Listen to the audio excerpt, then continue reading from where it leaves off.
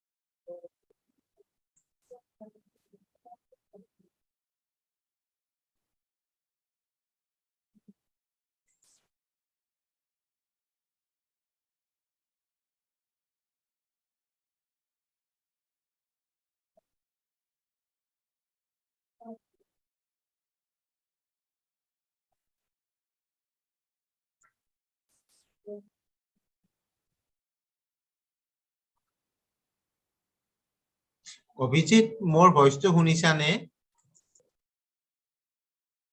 Sir আহি আছে ঠিক আছে। ঠিক আছে।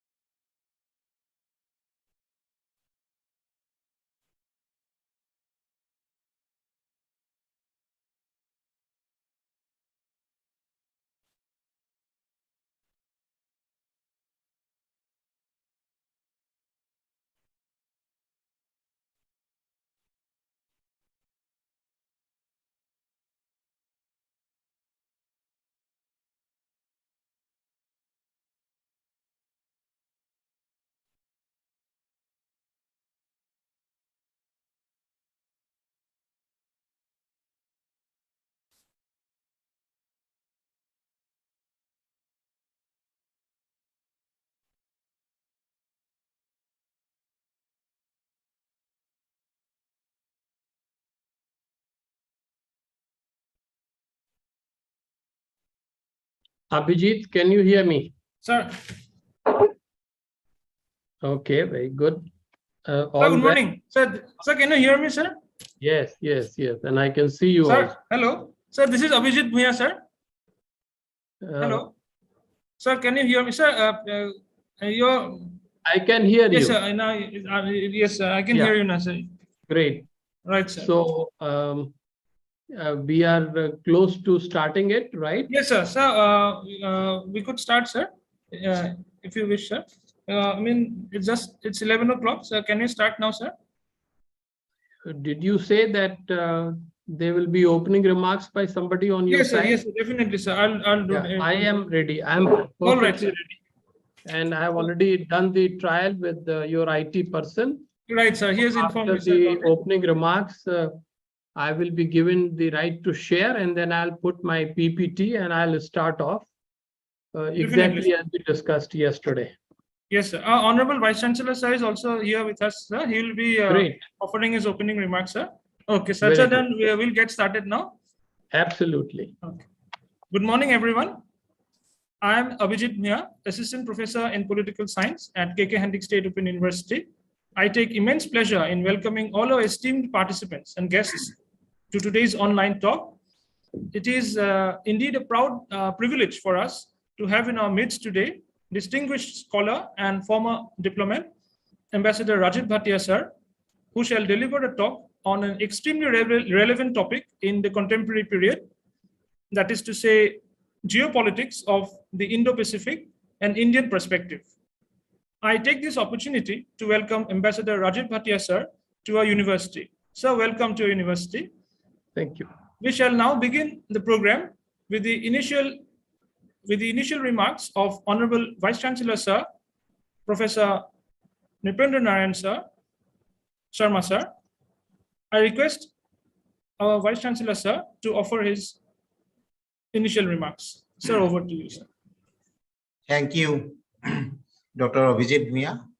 Namaskar, Srijut Rajiv Bhatiaji. Namaskar. Namaskar. Namaskar.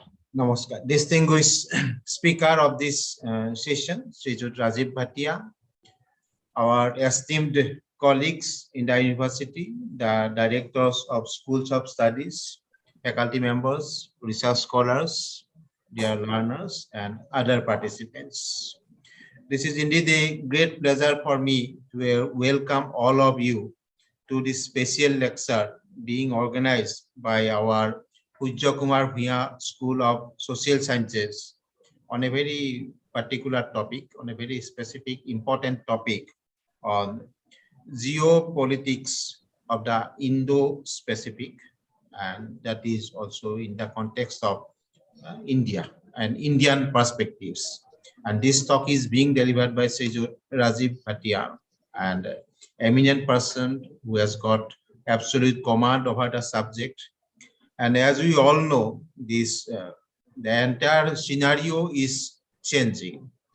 During the Cold War regime, the concept of the power order, the power equation, and in the post-Cold War regime, and with the dominant power structure and the role being played by countries like China in the post-COVID, in the post-Cold War scenario, the situation is changing, and as if we are experiencing some kind of multipolar world order.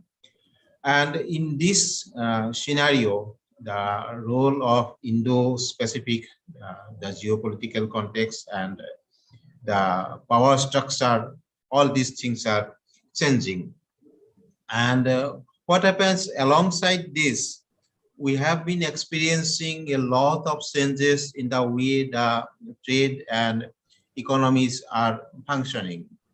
After different rounds of GATS, and then the emergence of World Trade Organization, we have seen the process happening and lots of macro environmental changes are taking place. And we have also seen the different collaborative groups maybe sometimes can be considered as a very positive reinforcer towards collaboration. At the same time, may be considered sometimes towards emergence of new power blocks. Say, BRICS, we all are familiar with. SAARC countries, we are familiar with. ASEAN, we are familiar with. But at the same time, in 2021, we have also seen the newer structure emerging, like say Australia, UK, the US, AUKUS, and then we have also seen some other, this Quad Alliance. So these things keep on, in order to meet the changing requirements, in order to meet the changing requirements of the countries. Each and every country, though sovereign they could be, but in terms of their plans and priorities, in terms of their functioning, they are subject to the macro level environmental forces, the geopolitical forces. So as because they are subject to all these forces, so the scenario in this current context has been quite, it's a multipolar world order, though we might be envisaging for an ideal world order. So that may not exist, but whatsoever, Sejud Rajiv Bhatia will throw light on this topic and will definitely benefit from his lecture. And with these few words, I would like to extend a warm welcome to all of you, and think that this lecture will be highly beneficial to all of us. Thank you very much. Thank you. Thank you very much, Honorable Vice Chancellor, sir, for your insightful remarks. Now, before we proceed any further, I'd like to give a brief introduction of Ambassador Rajiv Bhatia, sir, to all our participants. Ambassador Rajiv Bhatia, sir, had been a member of the Indian Foreign Service and served as ambassador to Myanmar and Mexico, and as High Commissioner to Kenya, South Africa, and Lesotho. He served as Joint Secretary in the Ministry of External Affairs. Presently, he is Distinguished Fellow, Foreign Studies Program at Gateway House, Mumbai. He is a member of CII's International Advisory Council, Trade Policy Council, and Africa Committee. He is the chair of FICCI's Task Force on Blue Economy and served as chair of core group of experts on BIMSTEC. He is a founding member of the Kalinga International Foundation and a member of the Governing Council of Asian Confluence. As Director General of the Indian Council of World Affairs, ICWA, from 2012 to 2015, he played a key role in strengthening India's Track 2 research and outreach activities. Some of his notable works include his books such as India in Global Affairs, Perspectives from Sapru House, India-Myanmar Relations, Changing Contours, published by Routledge, and India-Africa Relations, Changing Horizons, published again by Routledge in 2022. Sir, I would now like to request Ambassador Rajiv Bhatia, sir, to present his talk for today, entitled Geopolitics of the Indo-Pacific and Indian Perspective. Over to you, sir. Thank you very much, Abhijit. It's such a pleasure for me, real pleasure, real privilege to be addressing the students and faculty of this great university.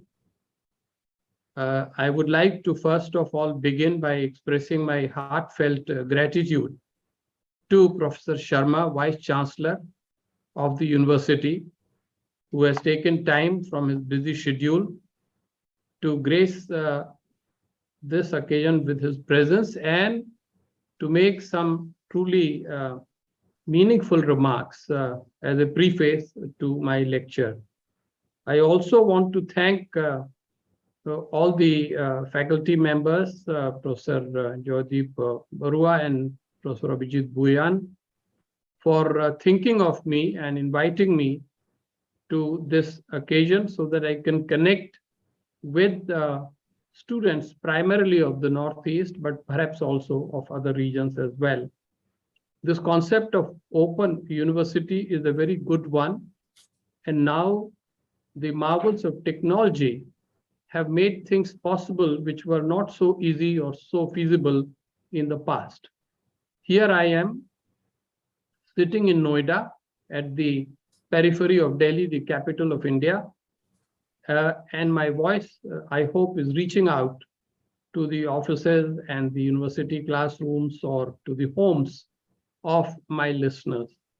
So I'm grateful for this invitation, and I want to make full use of this occasion to share whatever limited, modest knowledge that I have acquired in course of the past 5 decades. Dear friends, you already now know the exact topic, geopolitics of the Indo-Pacific. This is 11:10. My plan will be to speak for about 35 to 40 minutes, because I know that I must retain the attention of my audience. And thereafter, we will have some questions and answers from all of you. And if there's a need, then there can be also a brief conversation between me and 1 or 2 faculty members as well.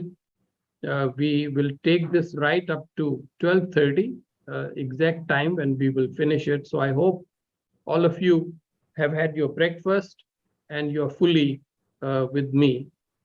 Can you, Abhijit, hear me properly and see me properly? Yes, I can hear you, sir. Great. Yes. Perfect. So here, now I'm going to take a second to share the screen and project my PowerPoint presentation on the screen. And this will remain there until I finish my lecture. So dear friends, you have seen me now, and you are now familiar with my voice. Please rest assured that I'm with you. And I want to make a very structured and analytical presentation. And at the same time, it is meant for you in case you wish to take some notes, etc. as well. And later we'll see how we can help further so that you absorb all my ideas.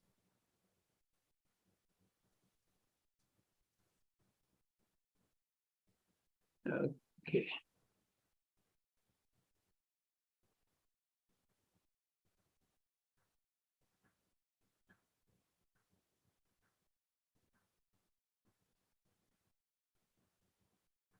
You are seeing the first slide. I hope it is already on slideshow.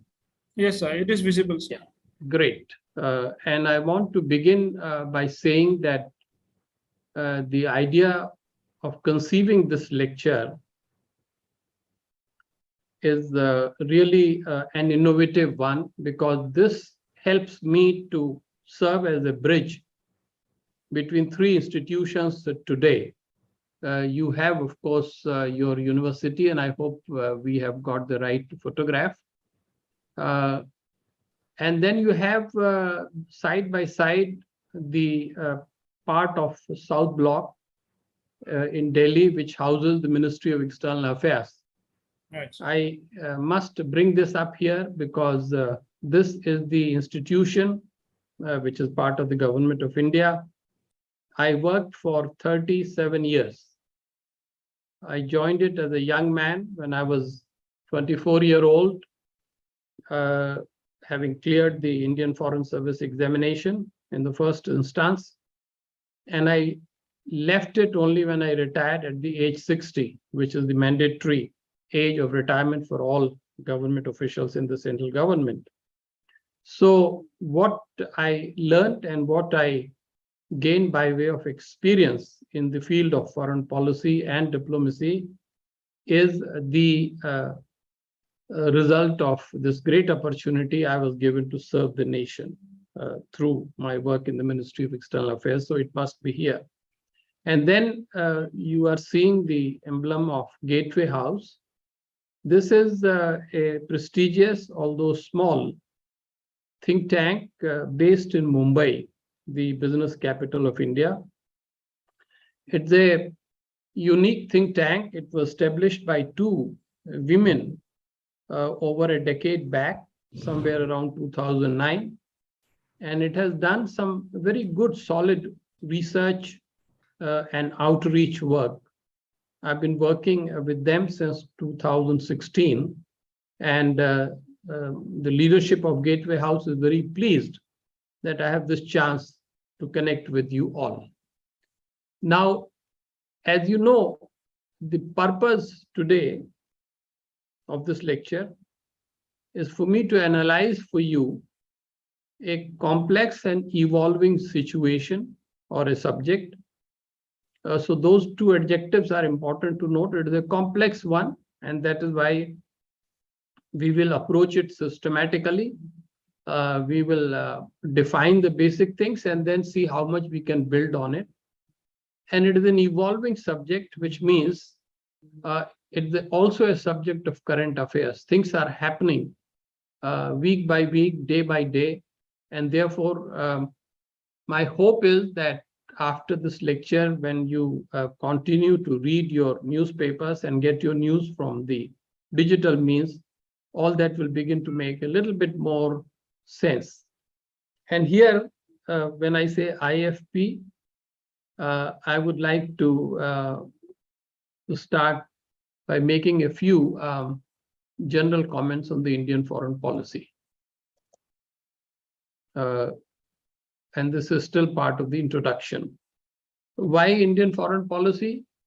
Because the subject matter indeed forms part of the broad domain of international relations, or IR, and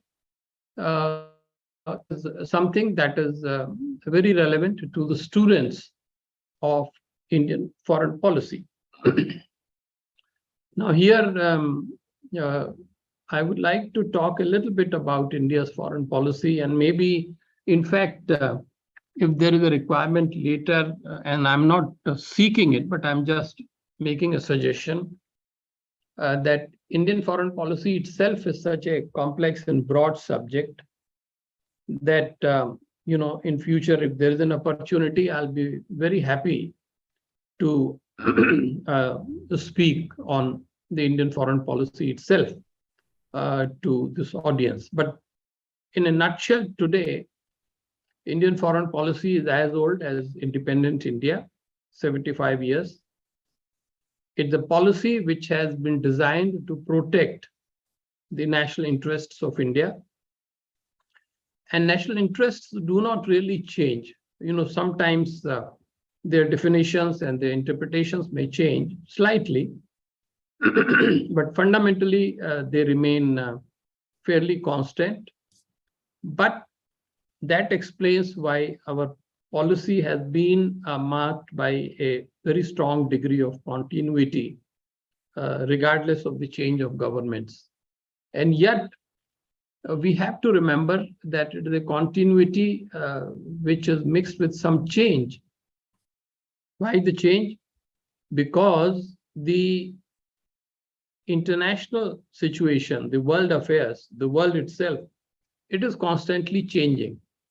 There are new powers that come up, new groups and institutions are created, new power dynamics or interstate relations develop. And so sometimes our interpretation of what our foreign policy should be also changes. Now, without going into the previous phases, I should highlight that since 2014, when Mr. Narendra Modi became the Prime Minister, in the last 7 years or so, Indian foreign policy has been at the center of our attention. And in fact, if I may say, the world attention. The policy has been, first of all, very proactive. It is partly based on our deep interest in summit diplomacy, because the Prime Minister himself is very deeply interested in foreign policy affairs. And thirdly, it is a policy which is aimed at broadening the area of friendships and cooperation for India across the world. So why is it so?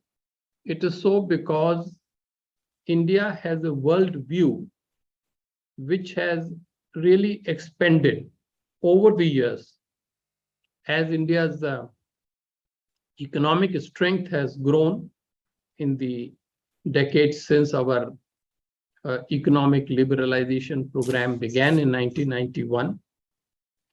And as India's technological excellence has been noticed by the world, and as India's diplomacy has secured many, many gains, the worldview has expanded.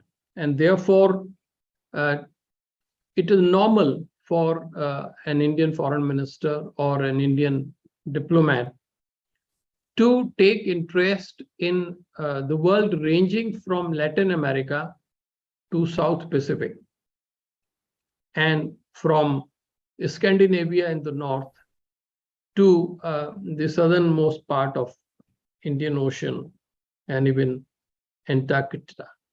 So if the whole world is our oyster, and if the whole world is our stage to play, it is clear that we need to understand the foreign policy of India in all its complexity and covering all parts of all regions of the world. So with that background, let me say today we are focusing our attention on one very large chunk of the world, and it is called the Indo-Pacific. What is this Indo-Pacific? What does it mean, Indo-Pacific? Just to first explain right here before we go to the definitional issues. Indo means Indian Ocean. Pacific means Pacific Ocean. So this whole story is about the region whose shores are washed by the two oceans, Indian Ocean and the Pacific Ocean. Now, this is where now we get into the definitional issue, the second part of my talk. Let us again, since we are in an academic setting, it's best to start once again with these two definitions, these two words. What is geopolitics? And here I have made things simple by simply bringing a definition from Webster Dictionary. And it simply says that geopolitics is the study of the influence of factors such as geography, economics, and demography on the politics, and especially the foreign policy of a state. So in simple words, how economics, demography, geography impact on a country's foreign policy is geopolitics. Geopolitics. And so what we are doing is we are trying to understand the various geopolitical factors, phenomena, interactions, dynamics in the region of the Indo-Pacific. And what is Indo-Pacific? That is the second question. Now, the scholars are quite divided about working out the meaning of Indo-Pacific. Of course, you know now that it is about the region washed by these two oceans. But is it a geographic space? Is there something, when we look at the world map, we can say this is Indo-Pacific? No, not really. So is it a new geopolitical construct or a policy or strategy? I think this is exactly what it is. It is a geopolitical construction, essentially to say that the entire area washed by these two oceans is now treated as one single space where developments in the Pacific region are impacting developments in the Indian Ocean region and vice versa.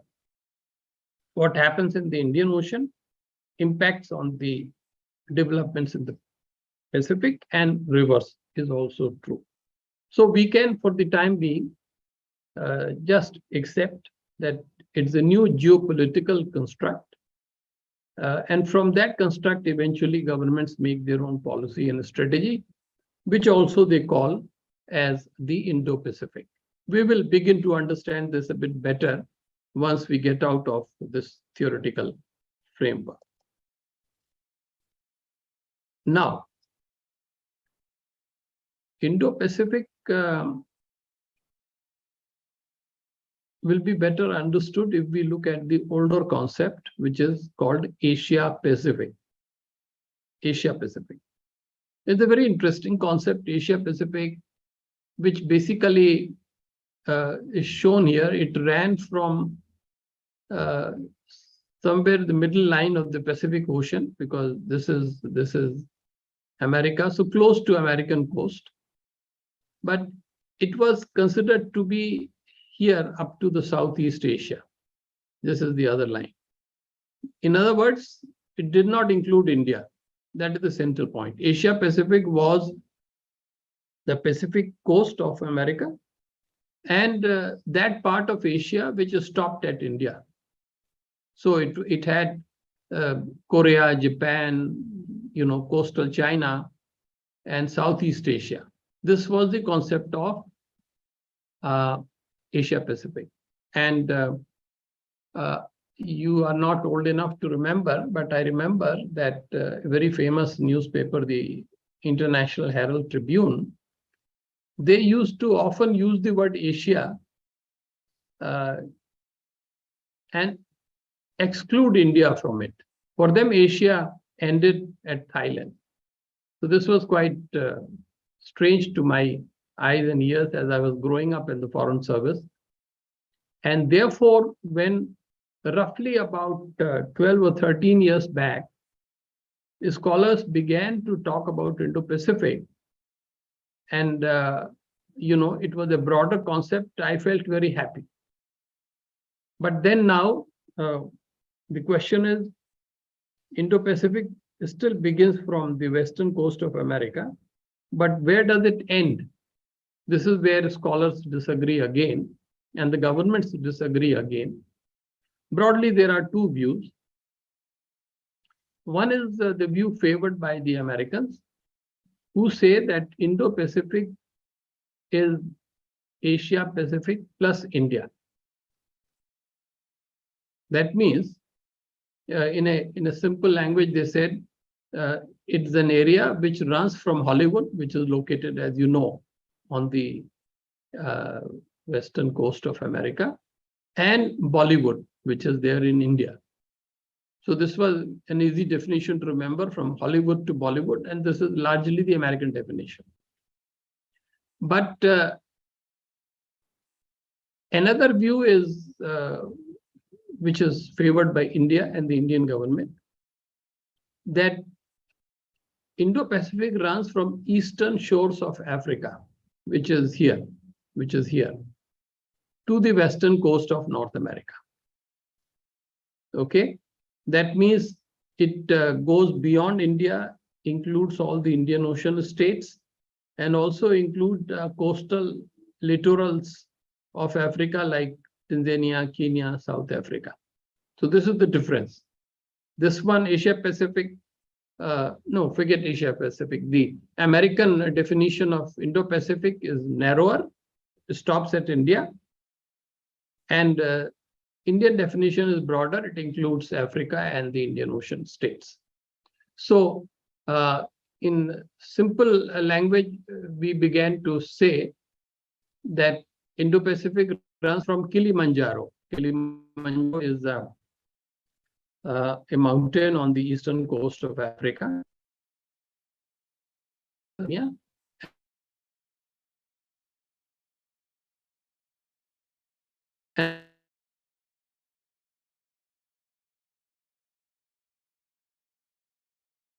And said preferences for the left.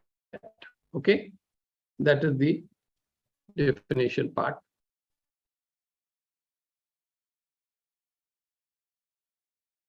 Indo-Pacific has with a big big condition here. There are at least two big countries which are still wedded to the old concept of Asia Pacific. Please remember, I mark my words, who are these two big countries? One is China and the other is Russia. What is China's point of view? China's point of view is that, if you use Indo-Pacific, this brings into Asia the new importance of India. So they are not happy with that. They feel that Indo-Pacific is a new concept invented by the Americans in order to contain the rising influence of China. This is the problem with China. So they still prefer Asia Pacific, but they are the only ones now with the backing of Russia. Why Russia? Again, Russia is essentially a land-dominated country. Okay, it does have some sea here, but it is cold water, and it has a little bit of sea here. And Indian Ocean, Pacific Ocean are quite far, and it's not all that developed. So they still see themselves as a Eurasian power. And as a result, they are still happy with Asia Pacific. But the rest of the countries, Europe, Africa, Indian Ocean states, India, Southeast Asia, most of them, they find Indo-Pacific as something that makes much greater sense. Okay, good. So now we see it here. Again, just to explain, so this blue kind of delimitation, this is American definition of Indo-Pacific.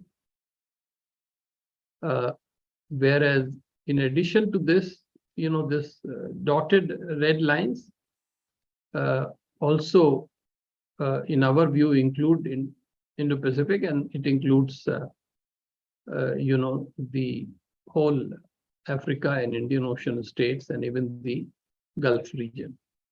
So narrower and bigger. One quick word, where is this concept emerged? Now, I've been very lucky. I've followed this trajectory very closely because it began soon after my retirement, and I was already in the field of academics, so I was tracking it. It has a mixed parentage. Prime Minister of Japan, Shinzo Abe, who, as you know, expired recently, was assassinated. He had thought of the idea that the security and development of Indo-Pacific Ocean and the Indian Ocean are interlinked. And he had talked about the convergence of two oceans. You have heard of convergence of two rivers, Ganga and Yamuna, and of course, so many others merge in a river that you know very well, Brahmaputra. But you may not have heard of convergence of two oceans, Indian Ocean and Pacific Ocean. That is what Abe's concept was. And from there it took off. There were some scholars in Australia which began to write and produce a theoretical construct there. And then the US government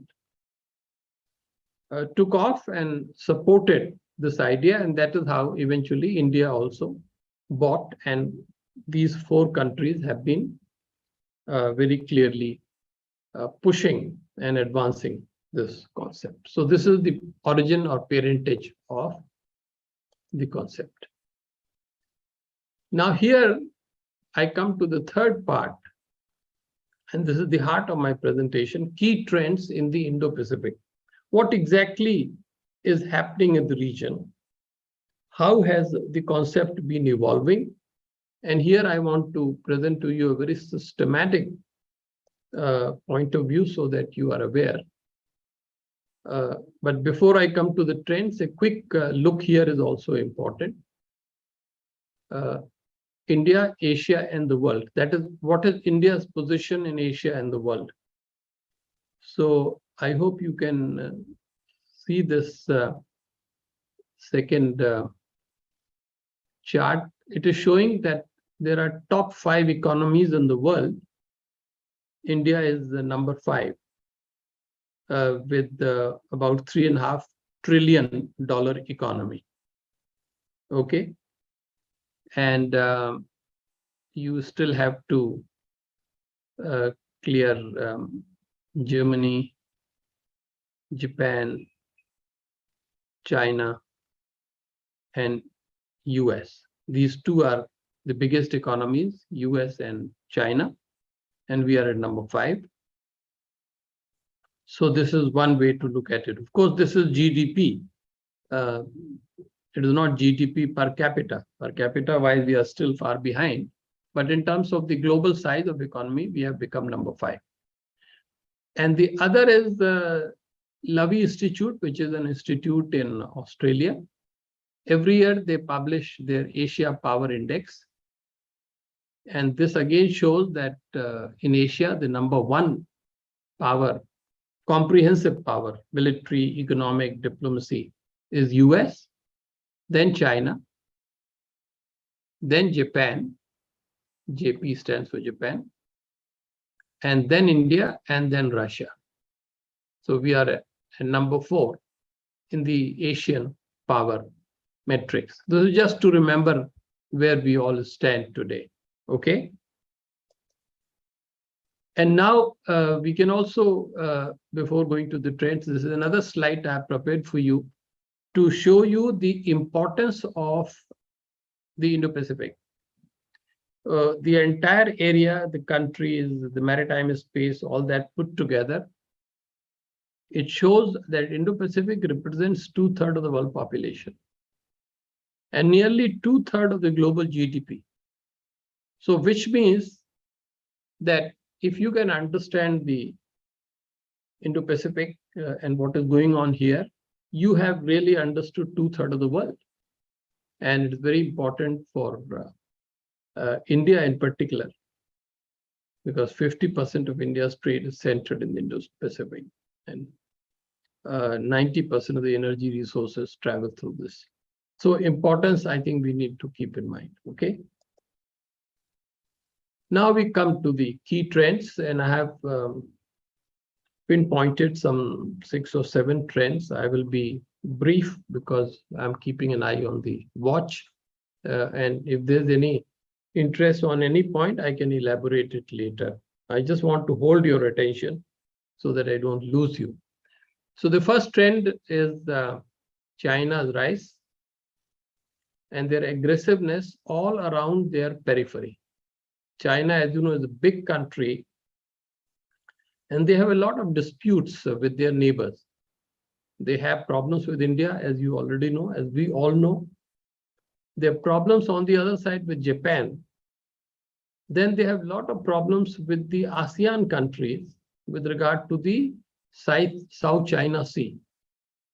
This is very important for you as students of political science to understand that South China Sea is supposed to be largely a free international waterway. But now for over a decade, China has come up with a concept called the 9-dash line. And they have drawn up lines on the map saying that this is all essentially China's lake. It is part of China. What is the basis? They quote some ancient history. And they totally ignore the fact that they have signed an international maritime treaty, which is inconsistent with this notion of 9-dash lines. So in short, there are problems in South China Sea, East China Sea. Taiwan, you would certainly know that island, which is next to China, and which has been the center of crisis recently when the US speaker went to visit there. So Taiwan creates a big issue between China on one hand and the US on the other hand. Ladakh, you know, we all are familiar with the Galwan Valley clash, big problems, and then there are these other problems. This last thing quickly needs one comment: Unipolar Asia.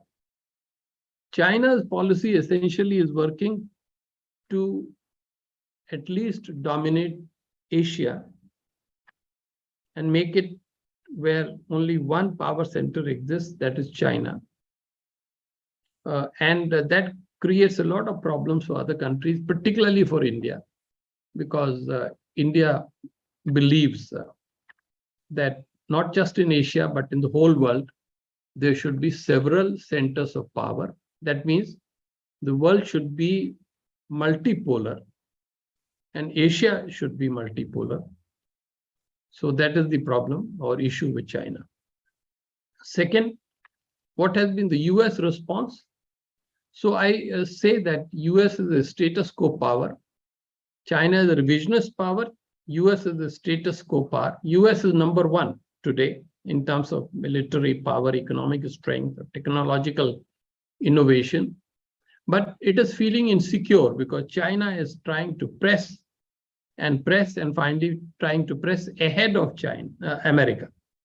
So the American policy line is that we are willing to seek cooperation with China and we can compete with them and we would try to avoid conflict. And this we will do through a total method of defense in coordination with our allies and friends. So I think we should keep that in mind. This is China's response. Then third trend is Russia. Now I'm not bringing in Ukraine all that much here. Ukraine conflict is yet another complete subject for lecture. And a Russia expert to talk about it because this is the number one subject today of interest. And if need be, I can cover it a little bit in the question answer session. But Russia has moved closer to China. That is the central point. This is not to say that the two powers do not have differences. They have. As late as last week, there was the Shanghai Cooperation Organization meeting in some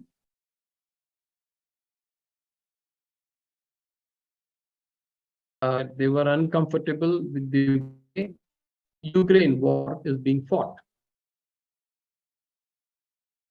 Russia. So Russia-China relations are very close. And when it comes to opposing the US, they are definitely on the same side.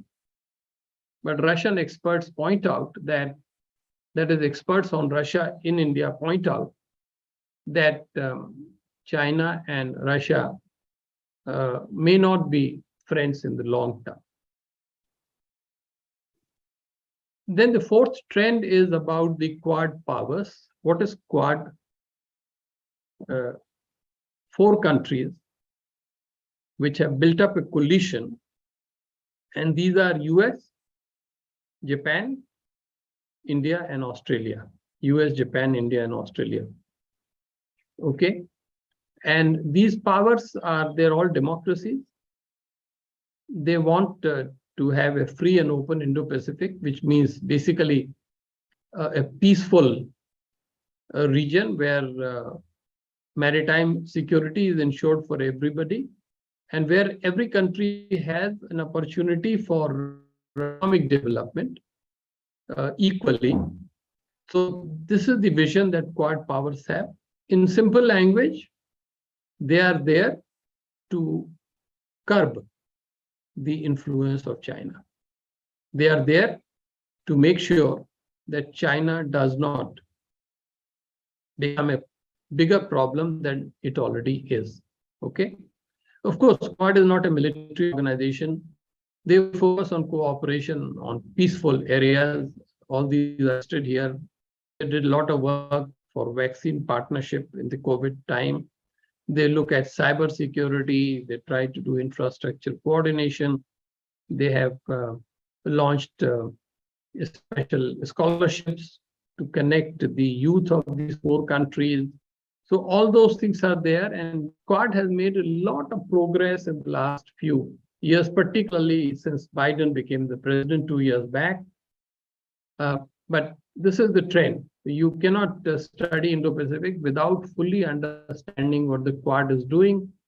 And a lot of material is appearing in the newspapers. So please focus a little bit on the formation of the Quad, the goals of the Quad, what they're trying to achieve, and are this being successful. Okay, so this is Quad for you. Another trend is in respect of ASEAN. What is ASEAN? This is a 10-member regional grouping, and it has countries like Indonesia, Malaysia, Thailand, Singapore, Myanmar, Brunei. All the names are given here. It is an organization wedded peace and regional cooperation. Indonesia is the biggest member. Some of the other big members are Malaysia, Thailand, Philippines, but the rest of them are small countries. The problem of ASEAN is that it would like to have best relations both with US and China, which are at loggerheads now. ASEAN wants assurance of security from the US, which is the #1 power. And ASEAN wants assurance of economic cooperation from China, which is now the #1 economic power, I think, in Asia at least, and #2 power in the world. But this was fine as long as US and China relations were good. ASEAN had a great time for the last 40 years. But now ASEAN is in difficulty because US and China are in conflict with each other. So clearly there is a lot of pressure on ASEAN, and they are trying to find a middle course for them. And here I should very quickly mention two formations, because without this, an explanation of the Indo-Pacific would be incomplete. One is AUKUS. AUKUS stands for Australia, UK, and US. So these three are English-speaking white countries largely, which have formed a strategic partnership that will help Australia to develop nuclear-powered submarines. And these submarines can challenge China's growing naval power. So this is a new development. And the other is another formation called IPEF, Indo-Pacific Economic Framework. This has 14 countries. And here the aim is economic cooperation. So India is not a member of AUKUS, but India is a member of IPEF, and of course, India, as I said, is a member of Quad. So that fine point why India is not interested so much in military cooperation as a group, but is interested in economic and technological cooperation, is something that we need to understand and underline. Very quickly, we should also talk about Europe. In the last 2 to 3 years, European Union has become much more interested in the Indo-Pacific than it used to be. Earlier, they were quite happy doing their own thing in Europe. But even as the Ukraine problem came up, European Union began to understand that much is happening in the Indo-Pacific area. This is the entire Indo-Pacific area, and that they must have a bigger role here. And so I've put in a few bullet points about European Union as to what they're trying to do. They want largely economic cooperation, and at the individual level, European countries such as France, Germany, Holland, they also want cooperation for maritime security, and they are working with a number of partners in the region. Finally, there is the African angle. Now, this is something I really wish to underline, that this is important for India and some of the Asian countries who say that Indo-Pacific extends right up to Africa. But African countries say that in this whole debate of the Indo-Pacific, you do not include us. You have excluded us. So Africans feel marginalized in the large debate on Indo-Pacific. So there is a need for countries like India, Indonesia, Malaysia to talk to Africa and see how their role can be increased and can be constructive in this overall issue of contest between the US and China. So that is the African angle. So we have run through key trends, and you would see that this makes it a complex region. Now, what is India's policy? In the next few minutes, let me make that very clear. I think the first line says it all. India developed its first version of policy, which was known as Look East policy. I'm sure all of you are fully aware of it because it began back in the 1991. Then when Prime Minister Modi came, it was changed to Act East policy. People in Northeast are familiar with these two. The third phase is not the official word, but this is my research and understanding, and I want to underline that IPP means Indo-Pacific policy. So in the last 4 years, and I have mentioned here the number of countries which show you number of years when major speeches by Mr. Modi were made. And those speeches have defined these three phases of the policy. And at this stage, the one project which India is particularly pushing hard is called Indo-Pacific Oceans Initiative.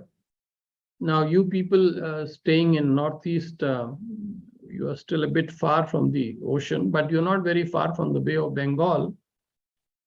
So it'll be worthwhile to read a little bit more on Indo-Pacific Oceans Initiative and see how we are trying to develop cooperation centered on the maritime sector.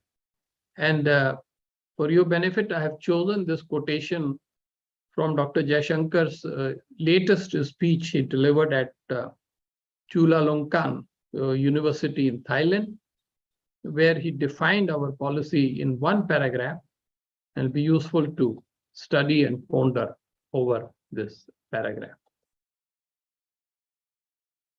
So as I've already explained, India favors the wider definition of Indo-Pacific.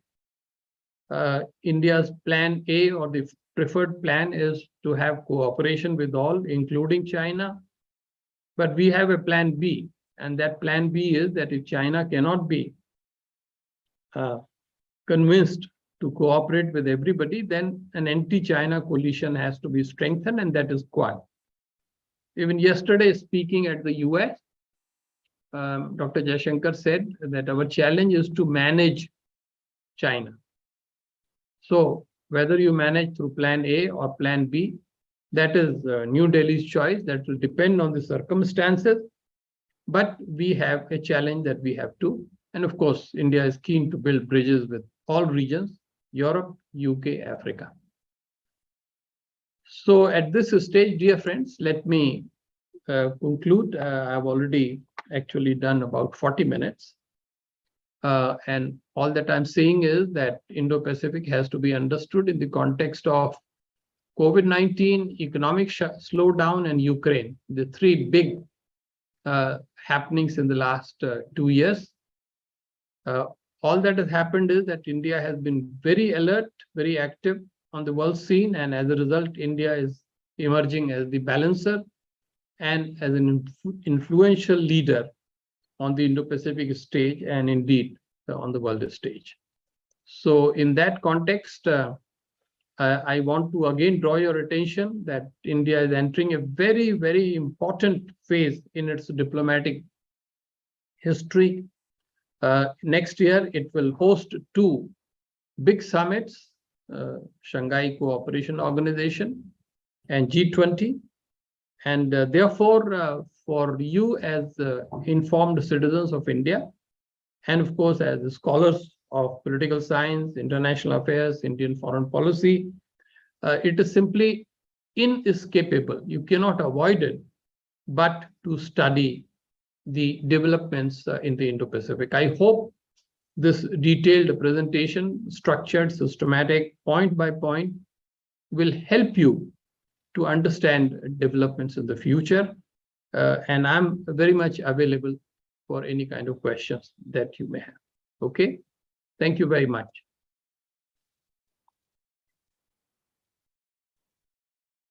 Over to you, Abhijit. Thank you very much, sir. Thank you, sir, for your thought-provoking and insightful lecture. We really stand enlightened and benefited from your deliberations. We have learned a lot. We have actually thrown light on so many important issues, like you have highlighted the complex and evolving situation in the Indo-Pacific region and in the contemporary period. You have talked about the key trends in the Indo-Pacific region with regard to India's policy and how India has actually begun to take center stage in terms of our maneuvering in world affairs in the recent past. You have talked about how India's foreign policy has broadened over the years as newer areas of friendship have emerged across the world with regard to India. Then India's worldview in that context has expanded, and India's excellence is being noticed by the world ever more so in the contemporary period than in the past. Then you have talked also about the key trends in the Indo-Pacific region with regard to the Quad Alliance, the AUKUS Alliance, and so on. Overall, you have highlighted the emerging trends in the Indo-Pacific region and how actually previously the region itself was known as Asia-Pacific, and now how it has been rephrased as the Indo-Pacific, with a stress on the convergence of the two oceans, India and in the Indian Ocean and the Pacific Ocean. So now I would like to request our participants to ask or raise their doubts or ask any question or queries if they have. Actually, we already have a question in a chat box. We have several questions in the chat box. I could say that. First one is from Jyoti Khatoniar from our university itself. He says, it seems that Quad is interested in stopping the emergence of China as a major power, especially in economic and military fronts. What are the practical strategies that they are going to develop in future? There are some joint maritime exercises between Australia and India. PM Abbott and PM Modi had an agreement in 2014. Are they designed directly to stop China's maritime power? Okay. Yes. I think let us begin with this question itself. I think it is inevitable that we have to talk about China and what exactly the other side is trying to do. China is the number 2 economy in the world today. China is number 2 military power. In terms of Navy, it has actually become number 1. It has 350 ships, which is larger holding than the US. So clearly, what the other side is doing, the Quad, is a defensive approach. Having seen the aggressiveness of China in South China Sea and East China Sea, the plan for these 4 countries is to develop economic cooperation and technological cooperation within the format of the Quad. But when it comes to maritime cooperation, they still prefer largely to do things either bilaterally or trilaterally. So, for example, there are lots of exercises that India and US navies do. There are lots of bilateral exercises between India and Japan, India and Australia do. But there is one exercise which is done among all the 4 countries, 4 navies, and that is the Malabar Exercise. The point to remember is that these bilateral, trilateral, quadrilateral maritime exercises, they are outside the purview of the Quad. Officials have made it very clear that Quad's focus is not on security. And this is all, you have to appreciate why they're doing this. Quad's focus is on economic and technological cooperation because they want to make the ASEAN feel comfortable with them. To Quad, it's very important to have ASEAN on their side. And, as I said, ASEAN doesn't want to choose side between China and the US. And if you bring in the concept of hard security, then ASEAN will be put off. And therefore, ASEAN came up with its own concept, ASEAN's outlook on Indo-Pacific, which is quite similar to India's outlook. And therefore, we must remember that maritime security is taken on a different track, and the Quad collaborations is a slightly different kind. But the purpose is the same: strengthen the democracies, strengthen their partners and friends, so that the rising imbalance created by the growing power of China could be corrected and could be managed. Okay. Thank you, sir. Sir, then we have another question from our director, sir, Professor Joydeep Barua, sir. He asks, how do you visualize the Act East policy in the near as well as distant future? What would be or should be the key elements or focus of this policy, given the changing situations that you have referred to in the Indo-Pacific in particular? Thank you very much, Professor Barua. It's such a pleasure, first of all, for you to be part of our program here today. Of course, you are the one who have conceived it and you have invited me. And thank you very much for asking me this question. I'm sure you already know the answer. We do have at present Act East policy, but my personal view is that we have moved to the 3rd phase, which is now the IPP, or the Indo-Pacific policy. So what are the key characteristics of this phase of the Act East policy? I think, first of all, after Galwan clash in 2020, I think India's eyes have opened even more about the threats or the danger that China poses to us. So everything that we do in the East is sensitized by the fact that we need to curb the rising influence of China, whether it is in the field of economy or technology or climate change or cybersecurity or maritime security. So in a way, there is a sense of realism there. The second point is that I think the policy is now based on realization of increased need for cooperation between India and Japan on one hand, and India and Australia on the other hand. So you have noted that Prime Minister Modi is going shortly to Japan to attend Shinzo Abe's funeral. That's a political signal that is being given about the interest of India and Japan.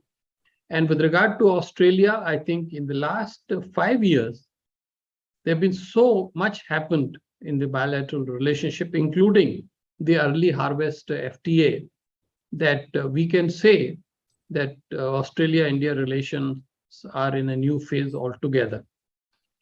Beyond that, I think, as I mentioned, we are still focused on ASEAN, it is not easy to persuade all ASEAN countries to work closely with India, because there are some of them which are very closely aligned with China, as you know, Laos, Cambodia, and now given the complex situation, even Myanmar.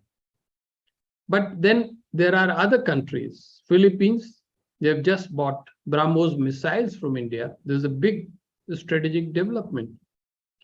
Indonesia, which has been working with us to do increased defense cooperation, that is also a very positive thing, and other examples. So fundamentally, to my mind, the current avatar of Act East policy, or what I call IPP, is focused on two principal pillars. One, develop stronger economic and technological cooperation among like-minded countries. And second, keep accelerating defense cooperation and maritime security cooperation with select countries. This is what India is doing now. Right.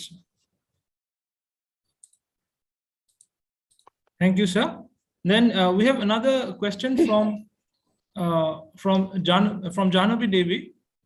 She asks, she actually states, "Thank you very much for your presentation on a theme of immense significance." And then she goes on to ask, "Sir, what is your opinion regarding India's Plan A regarding IPP? Will it be possible for India to implement Plan A in near or far future, or maybe or distant future?" Yeah. Thank you. So this Plan A and Plan B is also really the outcome of my research. Plan A really emanates from a word which appears in all speeches by the Prime Minister and the Foreign Minister, and that word is inclusive. India stands for free, open, and inclusive Indo-Pacific. Inclusive is a code word to say that China will be part of this. And this, sounded convincing before 2020. But after 2020, when in June, Indian soldiers were killed and also the Chinese soldiers were killed, India-China relationship really went south. And despite all efforts for the last 2 years, there still are 2 or 3 major border friction areas. And then on top of that, there is a perception that even the areas where they have withdrawn from and where now the buffer zones are being established, they are on the Indian-held territory. So given all this, I'm not all that sanguine about Plan A. How do you include China in a region-wise political and security framework when they continue to defy international law?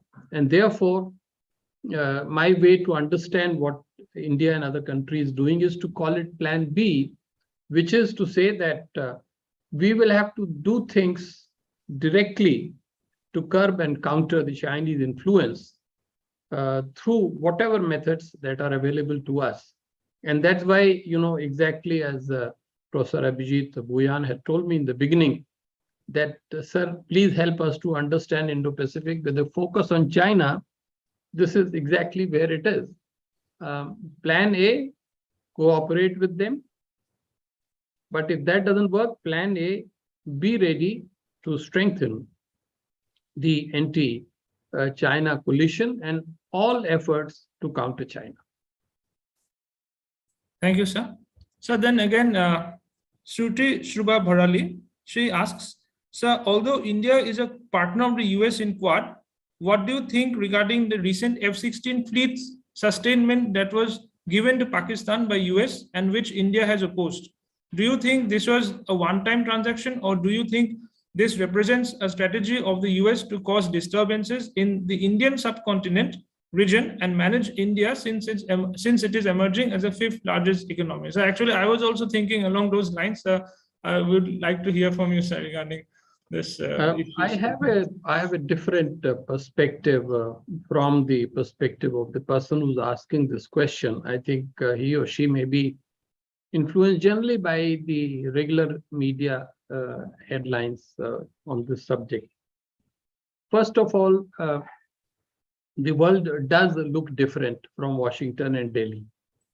So for Delhi to think that Washington will do everything that pleases us is unrealistic. Just as for Washington to think that Delhi will do everything that pleases Washington is also unrealistic. They have their own constraints, we have our own constraints. Just as we insist on our independence in decision-making, they have their own independence in decision-making.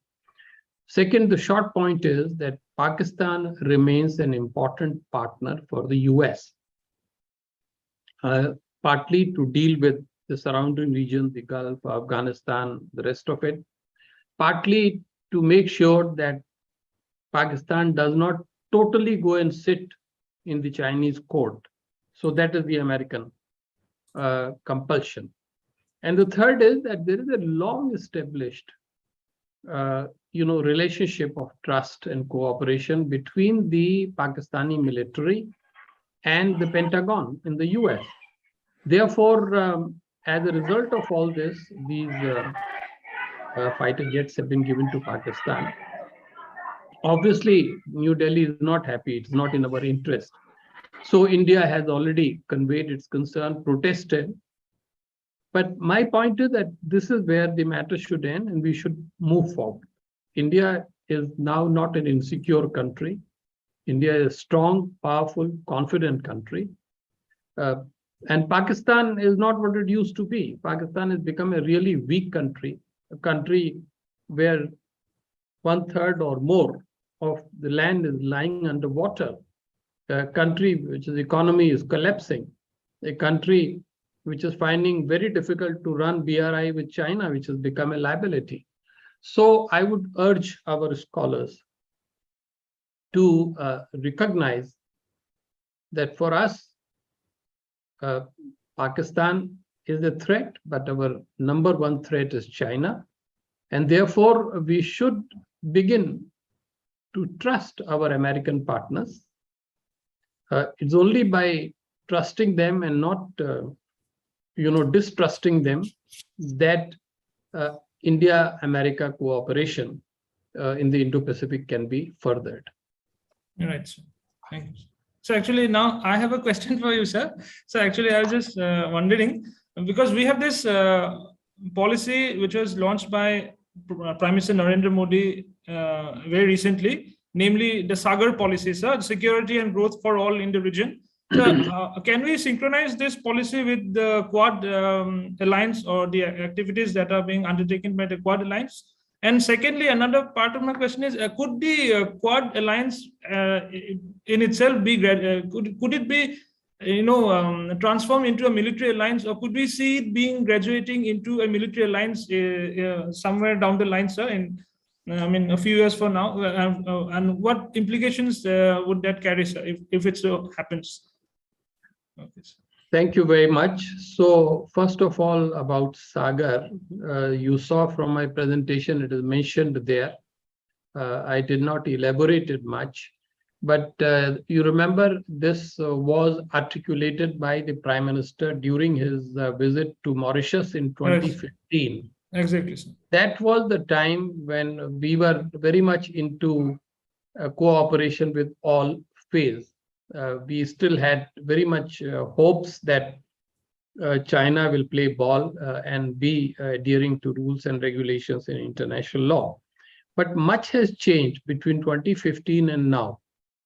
So, of course, Sagar still remains valid as far as the other countries are concerned.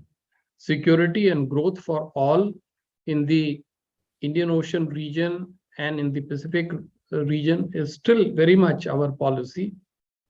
And in that context, as you know very well, India has been taking a series of steps to, first of all, diversify and strengthen cooperation with countries such as Mauritius, Seychelles, Comoros, Madagascar, Mexico. Kenya, Tanzania, South Africa on that side, and ASEAN on the other side. Right. But after Doklam and after Galwan and after the failure of discussions for the past 2 years, culminating in the inability of a meeting to take place between President Xi Jinping and Prime Minister Modi at Samarkand, it makes it very clear that the relations are chilly between New Delhi and Beijing. And in that situation, clearly, this approach on inclusivity and therefore Plan A is no longer valid at this time.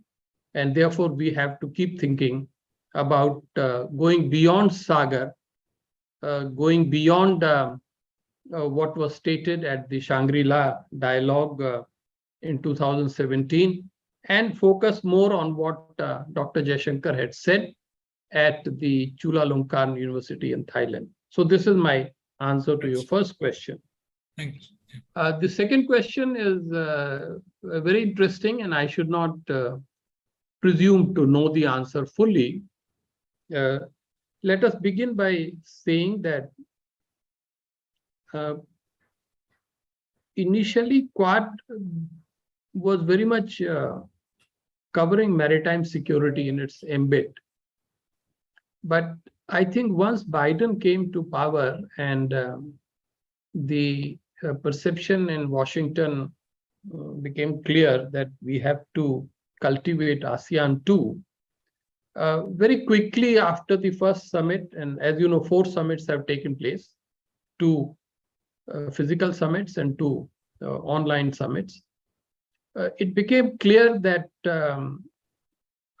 maritime security will be kept outside the Quad framework. They will focus on those 6 areas which I mentioned.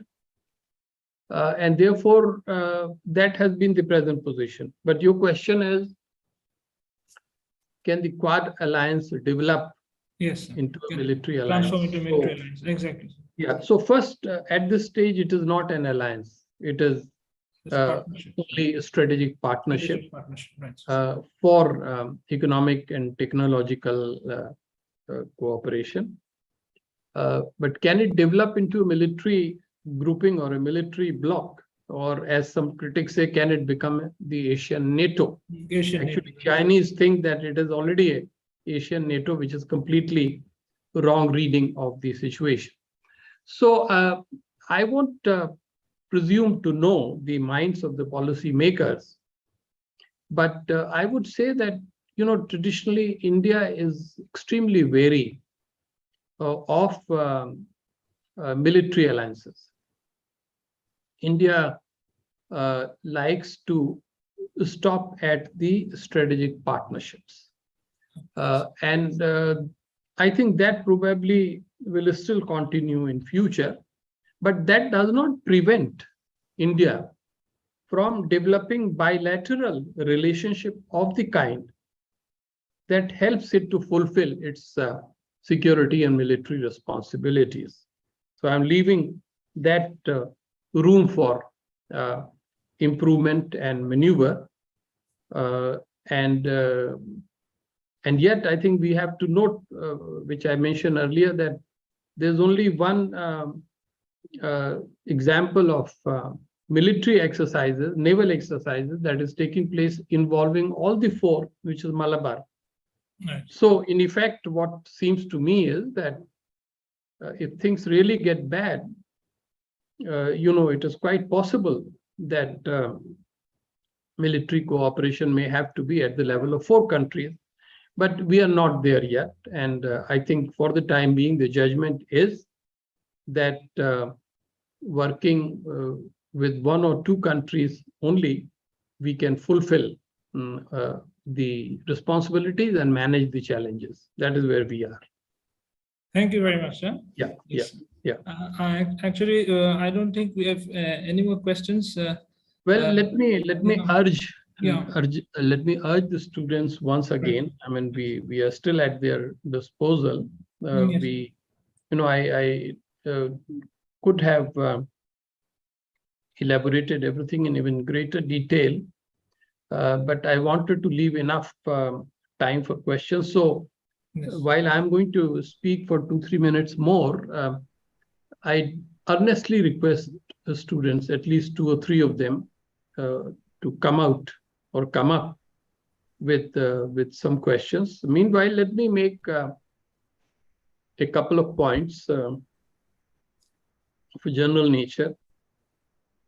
All of you are very lucky because you have access to technology today. This is not like our times when, in order to increase our knowledge, we had to rush to libraries, borrow books, or take somebody else's notes. Today, everything at your fingertips. You just have to Google search and get to learn about Quad, about IPEF, about Indo-Pacific, about China's designs, about Lovey Institute. But you have to use it. You have to use it fully. And please don't think that, oh, what will I do with so much knowledge in my head? I just need to clear my examination. Dear friends, my experience tells me that you can never acquire too much knowledge. In fact, the more knowledge you acquire, the more clear things become in your mind. And then when you write the whole thing in simple language, your teacher and your examiner would immediately know, here is a boy or a girl, here is a student, here is a scholar who has understood the whole thing clearly. I want to relate this to my own experience. For last over a decade, believe me, almost every day I read something new about Indo-Pacific. And as I stressed, it is an evolving subject. So when Professor Abhijit told me that, this subject is good, for a while I was startled. I said, where am I going to begin and where am I going to end? And then I tried to put myself in your shoes and I said, let's understand what students need. They need to understand, but they also need material to be able to respond to the questions that might come in their examination. And believe me, I still remember my university days when, it is not important for you to write a long, rambling essay. You have to compose your thoughts and write a very systematic and structured answer, which could be in 500 words, 700 words, or 1200 words. I don't know what the format is. So keeping that in mind, I have presented to you a snapshot of the vast literature on this subject. I may have not covered many important facets, but the central point which I have tried to convey to you is that Indo-Pacific today covers a very large part of the world theater and its geopolitics. B, that almost all the powers of the world are involved here. US, China, Russia, Europe, Africa, India, ASEAN. And C, what is happening in this region is of utmost importance to India. And so India's policy also continues to evolve so that our interests are protected. So this is what I wanted to say in the end. I'm really very, very happy that I've got this chance. In case there is any further question, I can still tackle it, Abhijit. Okay, sir. Is there any more question from anyone? Okay, so I see a new one, sir, here from Shruti Shubha Bharali once again, sir. So do you see, she asked, sir, do you see India being a permanent member of the UNSC in the next few years? Okay, I think thank you, Shruti, for respecting my appeal and putting a question there. Now, as you know, this is a long story. It's been going on for many, many years. And I know that those of our colleagues, diplomats who have worked in the UN in New York, they always remain optimistic. They always feel that, well, if not this year, then the next year, something will happen. There's been some progress, but not very much. So your question is, what, in my view, will happen in the future? I think I'm still skeptical about our chances, not because India is not trying hard. India is. But we are struggling with a power structure that was created at the end of the Second World War.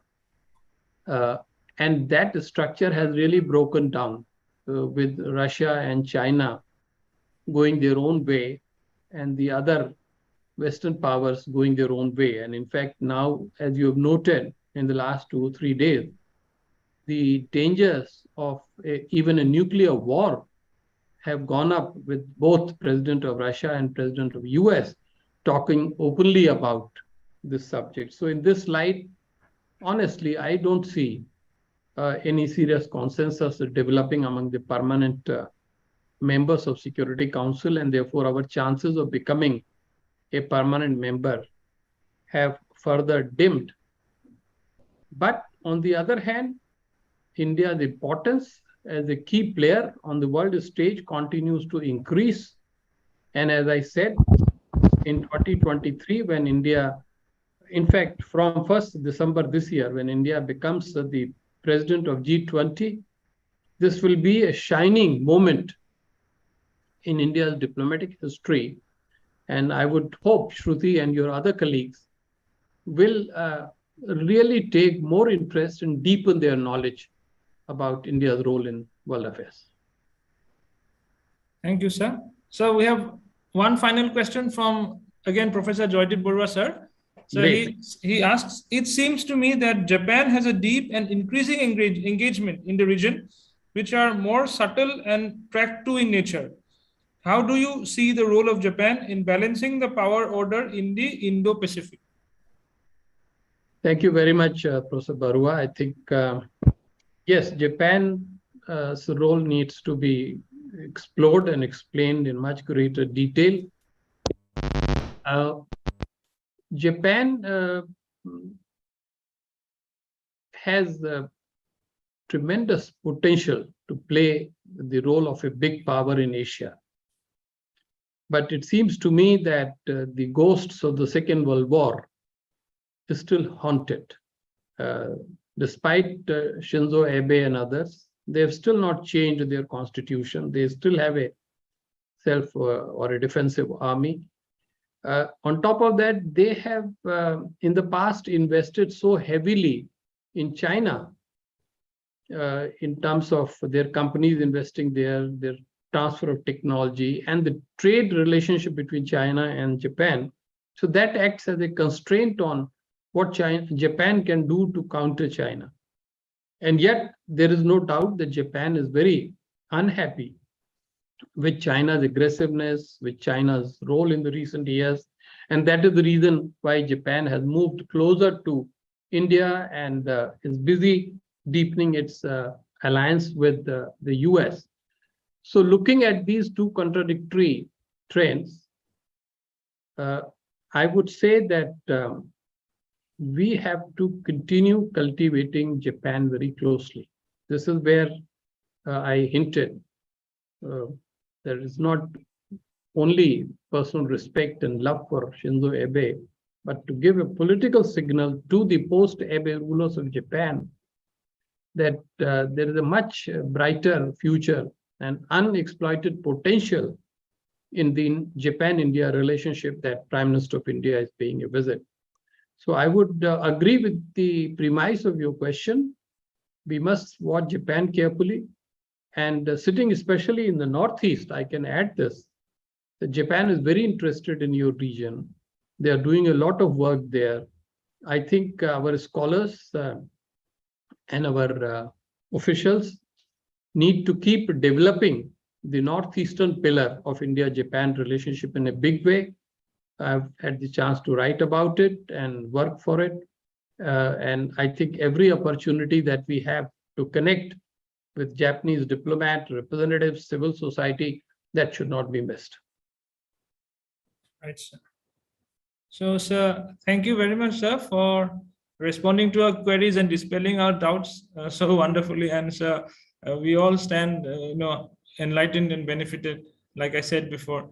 And sir, you have touched upon a wide range of issues with respect to the Indo-Pacific in particular, and also with regard to geopolitical issues in general.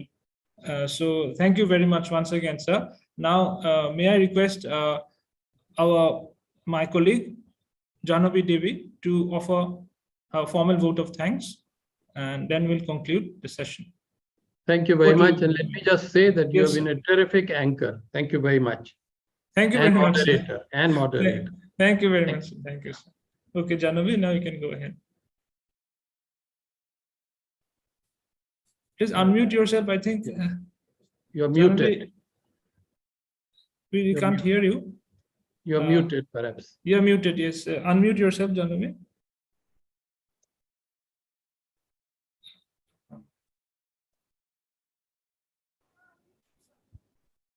Am I audible now? Yeah. Now, please speak a little louder. Okay, okay. Thank you, Dr. Closer Bhia. to the microphone. Yes. Okay, thank you, Dr. Bhia. Yeah. Now I can see. I can hear. Okay. Yes. Okay. On behalf of Pujya Kumar Bhia School of Social Sciences, I'd like to offer vote of thanks to the Vice Chancellor of the University, Professor N.N. Homa, who always supports us in our academic activities. I'd also like to offer our heartfelt gratitude to today's speaker, Ambassador Rajiv Bhatia, who has enlightened today us on a theme which has immense significance in the present context. I would also like to offer vote of thanks to the IT cell of the university for their technical assistance. And lastly, we are grateful to all the participants for their active participation in the event. Thank you very much. Thank you. My Thank you, sir. heartfelt thanks to all of you. I wish you all the best for your projects, and I do hope that somehow we will keep in touch. Definitely, All sir. the Thank best you for very you. much. Thank you, sir. very We much. look